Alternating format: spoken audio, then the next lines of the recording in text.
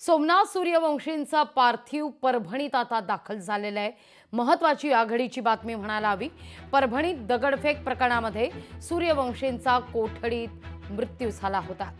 ही थेट दृश्य आपण पाहतोय।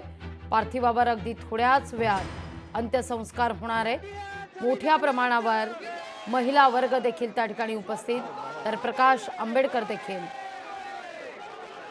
दृश्यात आपण पाहतोय। प्रकाश आंबेडकरांकडून जनतेला शांत राहण्याचं आवाहन करण्यात येत आहे। सोमनाथ सूर्यवंशी यांचा कोठडीतच मृत्यू झालेला होता।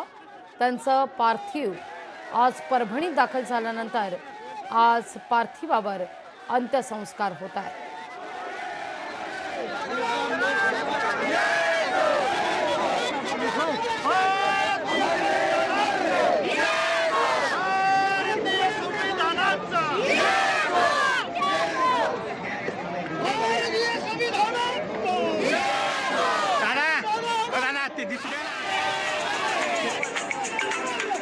थेट दृश्य आपण या क्षणी पाहतोय। प्रकाश आंबेडकर स्वतः त्या ठिकाणी उपस्थित, आपले प्रतिनिधी सुद्धा प्रकाश आंबेडकरांची या ठिकाणी प्रतिक्रिया घेण्याचा प्रयत्न करतायत। मोठ्या संख्येनं महिला या अंत्ययात्रेत सहभागी झाल्याची ही थेट दृश्य परभणीतून या क्षणी।